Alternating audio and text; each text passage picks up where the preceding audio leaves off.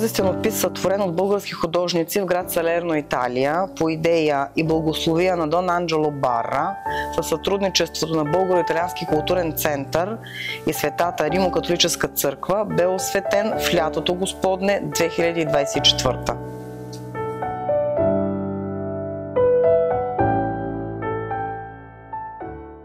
Имам честта наши гости да бъдат професор Красимир Русев, преподавател в катедрата Църковни изкуства към Великотърновския университет Свети Кирил и Методий, и доцент доктор Атанас Атанасов, преподавател в Национална академия, факултет за изящни изкуства, катедра рисуване.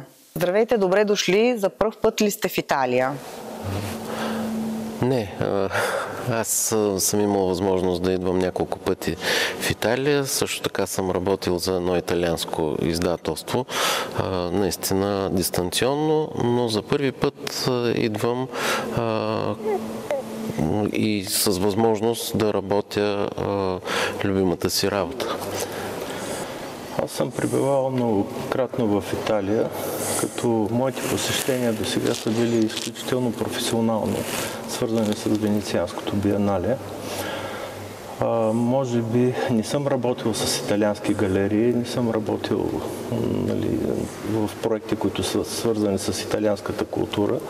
Може би единственото ми докосване е като член от комисията за участието на България в Венецианското биенале, което беше назначение от Министерството на културата. Лично обаче имам изключително голям интерес към италианската култура, което може да се каже, че е един базов учебник за всеки, който тръгва в територията на изобразителното изкуство. И без тези знания просто нещата да продължи на по-високо ниво са невъзможни. Какво ви води тук, в град Салерно?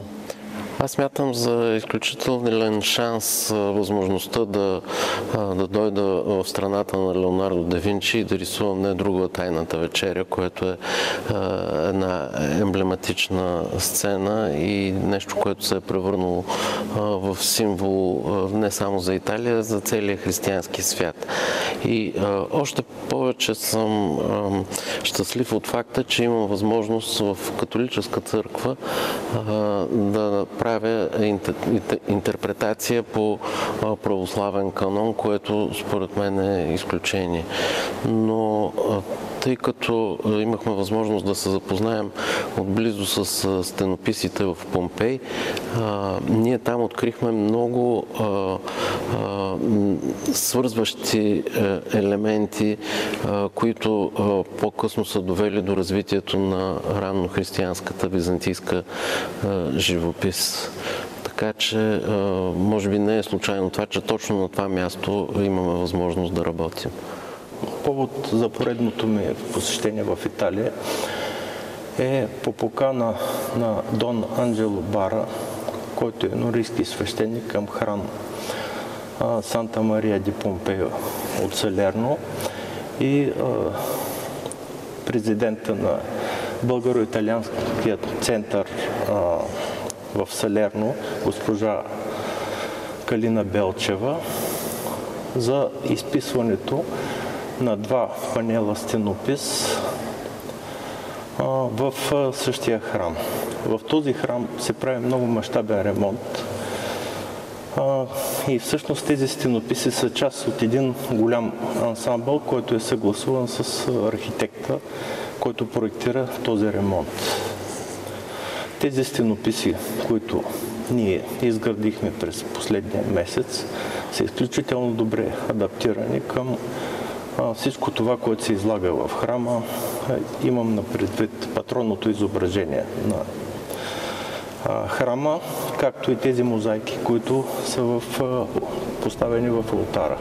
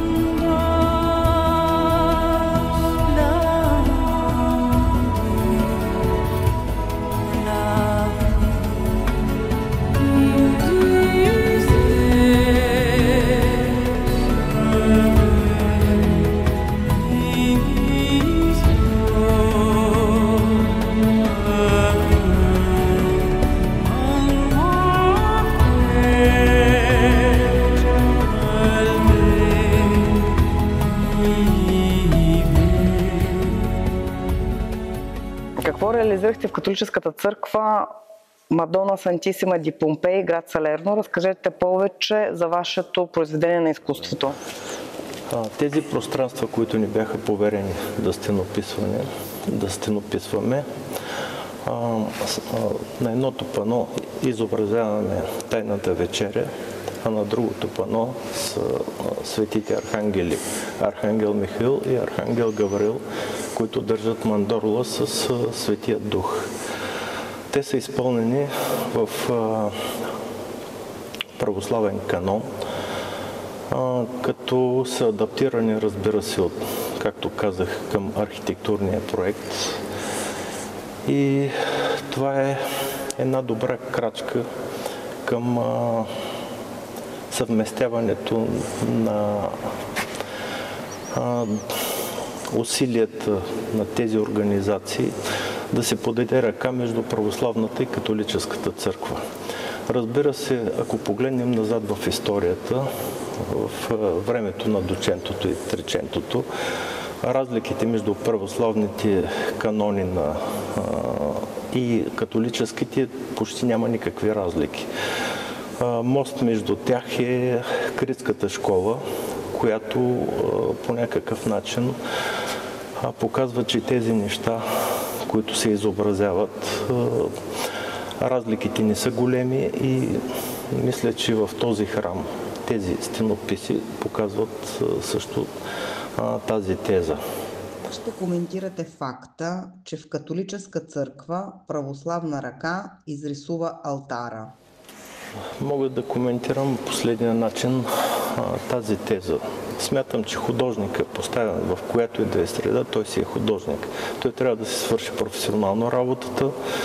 Нещата трябва да са изключително добре подредени композиционно и в ансамбъл. А това е практика, която е позната от средновековието. Знаем, че съществуват гилдии на строители, на художници, които се местят от място на място, изписват, строят храмове.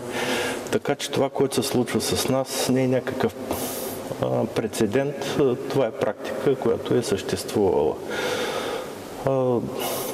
Пак казах, че когато проектирахме тези стенописи, ние сме били максимално осторожни те да бъдат адаптирани към самото конкретно пространство на храма.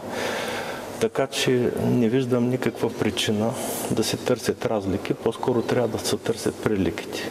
И смятам, че това е една добра политика, която трябва да се насърчава. В навечерието на коледните и новогодишните празници, кое е посланието, което оставяте в Италия? Пожелавам спокойни и мирни коледни празници и се надявам всички хора да имат възможност да бъдат със семействата си в този ден.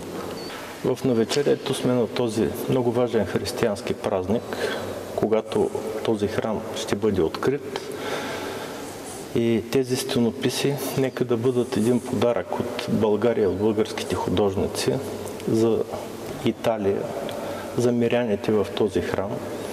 Искам да им пожелая много здраве, много щастие и нека дълги години тези стенописи да ги радват.